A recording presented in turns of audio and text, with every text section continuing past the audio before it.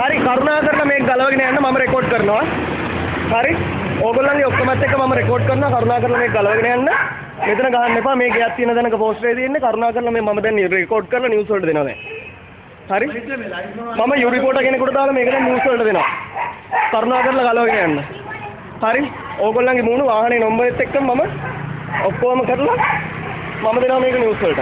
අද උදේ පාන්දර අලුයම 2:30ට දිවුලපිටිය ප්‍රාදේශීය සභාවේ සභාපතිවරයා නිමල් කරුණාතිලක කියන පුද්ගලයාත් ඒ වගේම අසංග කියන පුද්ගලයාත් ඇවිල්ලා ඉන්දිකා අනුරුද්ධ කියන සභාපතිතුමත් එක්ක ඇවිල්ලා මගේ ගෙදරට නින්දිත විදිහේ මර ප්‍රහාරයක් එල්ල කරා මගේ අම්මට තර්ජනය කරලා මාත් එක්ක ගනුදෙනුවක් බේර ගන්න තියෙනවා මාව එළියට දාන්න කියලා තර්ජනය කරා.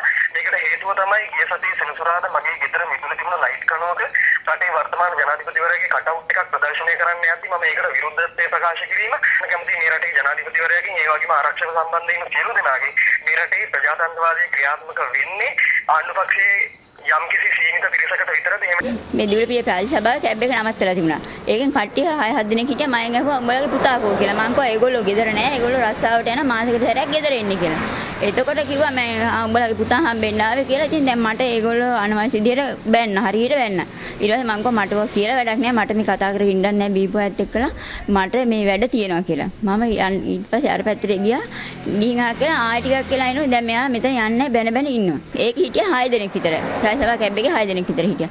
ඒගොල්ලෝ දැන් ඔහොම ඉන්නකොට මේ අපේ අයියාගේ පුතයි නංගිගේ පුතයි දෙන්න මේ ඩේලි එකතු කරන්න යන දෙන්නේ. ඒ දෙන්න නුවර පැත්තේ ගිහිල්ලා එකතු කරගෙන ඉන්නේ පාන්දර වෙලා. පාන්දර 3ට විතර මෙතනින් ගෙදර යනකොට මේක මෙතන නවත්තලා ඉන්නවා දැකලා මම ඇවිදින් ලොකු නැන්ද මොකද කියලා. මං කිව්වා මේ නෑ පුතේ මොකුත් නෑ කියලා.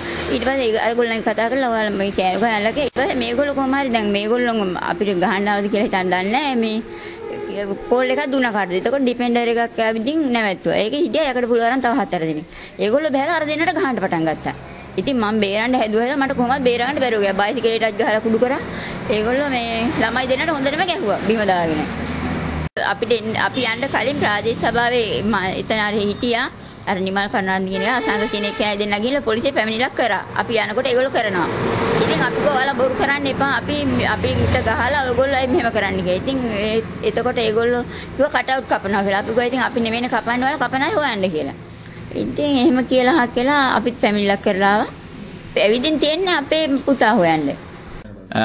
දුරකථනයට ඇමතුමක් ආවා පාන්දර 4:05ට විතර වගේ 4ට විතර ඇවිල්ලා කිව්වා මෙහෙම අපේ කටවුට්ස් ඔක්කොම කපාගෙන යනවා. ඉතින් මේ ඒ කට්ටිය කපන කට්ටියව අපිට අහු වුණා. මේගොල්ලන් අපි මේ අල්ලගත්තා මේ අපි ගිහලා පොලිසිය පැමිණිල්ලක් දානවා කියලා. ඒ මගේ කාර්යාලය ප්‍රධාන කාර්යාලයේ අපි ආරක්ෂාවට තියලා තියෙනවා මේ පිරිස ඒගොල්ලෝ තමයි කතා කරලා කිව්වේ. ඒ අරුණාම මම ඊයේ දවසම ගෙදර හිටියේ රෑ 9:10 මාරෙන් පස්සේ මම මීගමුවේ මගේ ගෙදර හිටියේ. එහෙම මගේ වාහනයක්වත් මංවත් මගේ කිසිම කෙනෙක් ගිහිල්ලා නැහැ.